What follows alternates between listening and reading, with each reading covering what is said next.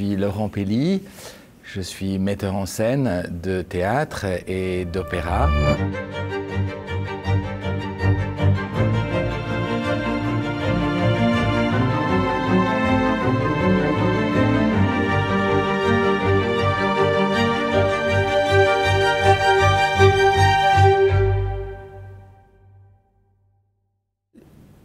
Moi, je dis tout le temps, quand on fait de l'opéra, je dis toujours que tout est dans la musique. Tout est dans la musique. Là, ce qui m'intéresse, c'est la musique et comment interpréter et comment jouer à travers la musique, dans la musique. C'est-à-dire que c'est vraiment, ça c'est une chose aussi que je dis souvent, c'est-à-dire que quand je dis qu'il faut mettre la musique dans le corps d'un chanteur ou dans le corps d'un personnage, c'est-à-dire que pour moi, on n'est jamais dans quelque chose de réaliste. Donc, c'est-à-dire qu'il faut arriver à utiliser ça pour jouer, mais à l'intérieur de la partition, à l'intérieur de l'écriture musicale du compositeur. Alors, par exemple, Cendrillon, c'est un exemple très clair. Dans Cendrillon, alors il y a tout est dans la musique. Voilà, vraiment, il n'y a rien quasiment qui ne soit pas dans la musique. C'est-à-dire que la musique de Massenet, elle est tellement théâtrale que vous pouvez utiliser chaque accord, chaque petite chose, chaque petite nuance, que ça soit dans le chant, mais que ça soit aussi dans l'orchestre, pour raconter une intention, un mouvement, un sentiment, une expression, une réaction. Il suffit de presque ouvrir ses oreilles et être voilà, dans la musique.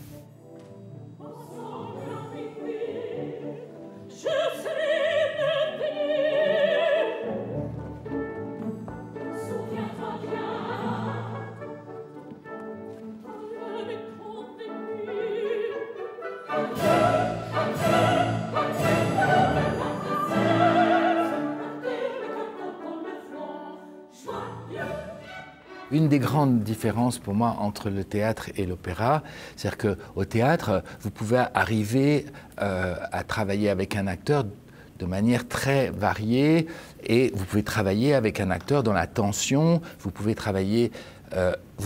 l'acteur, il peut se mettre dans un état pas possible, il peut courir, faire n'importe quoi, être essoufflé, pleurer vraiment, chercher en lui quelque chose de très douloureux. Voilà, un chanteur, ce n'est pas possible. Un chanteur doit d'abord penser à la technique vocale, il ne doit pas penser à la technique vocale, il doit interpréter, mais la technique vocale est tellement, je dirais, présente, que d'abord vous ne pouvez pas faire courir un chanteur et puis après il n'a plus de souffle, ou alors vous ne pouvez pas faire chanter un chanteur de dos. Le chanteur, il doit voir le chef, si l'orchestre est très fort, le chanteur ne peut pas être tout au fond du plateau, et voilà, tout ça sont beaucoup de contraintes à absolument respecter. Voilà, c'est la grosse différence.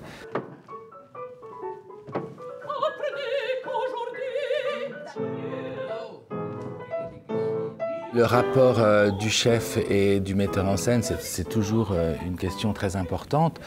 Alors, moi je parle en mon nom de metteur en scène. Pour moi, il n'y a pas deux metteurs en scène qui ont la même méthode de travail. Je travaille très proche de la musique. Si je fais de l'opéra, c'est parce que j'aime avant tout la musique et que j'ai une formation musicale depuis mon enfance. Et que ce qui m'intéresse, c'est être au service des œuvres et être au service des chefs-d'œuvre comme Cendrillon, par exemple, mais d'être vraiment avec le chef, avec la musique. Pour moi, sur une création, c'est toujours très important d'avoir une collaboration étroite avec le chef d'orchestre. Pour moi, c'est indispensable. Et aujourd'hui, je n'imagine pas faire des productions d'opéra sans cette collaboration. En revanche, l'opéra, pour un metteur en scène de théâtre, c'est bourré de contraintes, c'est-à-dire pour un metteur en scène, contrairement au théâtre où on peut faire, le metteur en scène fait ce qu'il veut, créer son propre univers, son propre spectacle. À l'opéra, on travaille avec beaucoup de monde, avec beaucoup de gens, beaucoup de techniques, beaucoup de monde sur le plateau, avec un temps de répétition extrêmement court en général, donc avec un dessin extrêmement précis. Donc, le metteur en scène d'opéra, il est avant tout, comment dire, il doit se plier à ses contraintes ou se servir de ses contraintes. Moi, j'aime bien me servir de ces contraintes.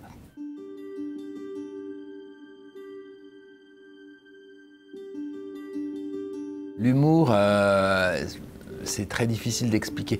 Il n'est pas particulièrement noir, hein. C'est de l'humour, c'est drôle. Moi, je m'exprime d'abord dans la comédie. Pour moi, ce qui m'intéresse toujours dans le comique, c'est pas juste le comique pour rire, c'est la profondeur du comique. C'est-à-dire, finalement, c'est là où on peut appeler ça de l'humour noir, c'est finalement la noirceur du comique. C'est-à-dire, pour moi, les choses sont drôles qu'à partir du moment où elles sont profondes. Sinon, elles restent légères et pas drôles. Il faut prendre l'humour au sérieux. C'est-à-dire, l'humour, la chose comique, faut la prendre très sérieusement. Et donc, quand je dis prendre les choses au sérieux, c'est-à-dire arriver à ce qu'on puisse répéter 100 fois la même chose et que ça reste toujours drôle, et que ça reste toujours profond, et que ça reste toujours poétique. C'est-à-dire que moi, je pense que j'ai un sens de la comédie qui est plutôt de la comédie poétique. Et quand j'ai abordé les mamelles de Tirésias, d'abord les mamelles de Tirésias, il y a beaucoup de questions quand vous abordez les mamelles de Tirésias, parce que les mamelles de Tirésias, il y a plein de choses que même les Français ne comprennent pas. Hein, et c'est vraiment, c'est surréaliste. Donc c'est une espèce de grande pièce poétique complètement folle. Donc il faut s'imprégner de ça.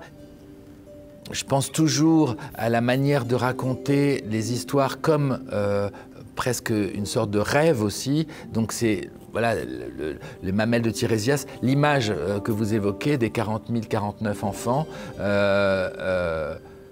quand vous lisez ça, vous vous dites comment on va faire, voilà, comment on va réaliser ça.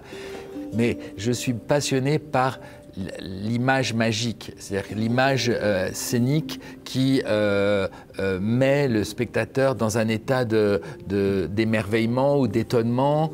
Pour moi, c'était très important de trouver une idée qui fasse que le spectateur soit complètement étonné ou fasciné par cette image. Voilà. Alors c'est vrai que le travail de metteur en scène, c'est beaucoup d'être avec les chanteurs, avec le chef, avec la musique, mais c'est beaucoup aussi d'inventer des images. C'est-à-dire des images qui sont des images chocs, des images dont le spectateur se souvient et qui, voilà, sont des grandes images, puisque ce sont des grands plateaux avec des grands décors, avec des grandes scénographies. Du ciel bleu descendu, look at them, sans penser que ce sont mes deux filles et moi. Voilà. Okay. Okay? Pour des jeunes artistes, pour moi, il y a deux choses qui sont très importantes. C'est, je pense qu'on peut faire ce métier que à partir du moment où on est totalement obsédé par ce métier et où c'est comme une raison de vie. Je veux dire, on ne peut pas faire ça de manière légère. Après, moi j'ai commencé très jeune. Très jeune, j'ai été oui, passionné, vraiment passionné par ça. Et ce qui est extraordinaire dans le théâtre, c'est que le théâtre touche à tout. C'est-à-dire que le théâtre touche à toutes les formes d'art, mais le théâtre peut toucher à tout, à la politique, à l'histoire, à la sociologie. Et en fait, par le théâtre, en fait, on peut s'intéresser à 10 000 choses. Mais je pense que pour un jeune artiste, ce qui est très important, enfin, je crois, c'est d'abord d'apprendre le plus possible et de se cultiver le plus possible et de voir le plus possible de choses, de lire le plus possible de choses, de regarder des films, du théâtre, de l'opéra, des romans, de la littérature, de la musique, et de s'imprégner le plus possible de choses. Je pense qu'on peut pas faire ça autrement. On peut pas faire, sinon ça reste quelque chose de superficiel. Moi, les grands chocs esthétiques que j'ai eus adolescent, enfin, et qui sont une des raisons pour lesquelles je fais ce métier, sont beaucoup de chocs cinématographiques. En fait, j'ai vu beaucoup de films à partir de l'âge de 15 ans. J'allais au cinéma et au théâtre tous les jours. Et les films de Fellini, les films de Jacques Demy, les films de Marcel Carné ont été des films des choses très importantes pour moi, vraiment des choses, des chocs esthétiques véritablement, et qui m'ont permis de me dire ah oui, c'est comme ça qu'on peut raconter une histoire. Fellini, je suis fou de Fellini, même si esthétiquement c'est pas du tout ce que je préfère, mais au niveau de la narration, la narration onirique, elle est venue des films de Fellini. Quand j'ai vu 8 et demi de Fellini, ça a été, je devais avoir 16 ans, ça a été et ça reste toujours quelque chose de très important.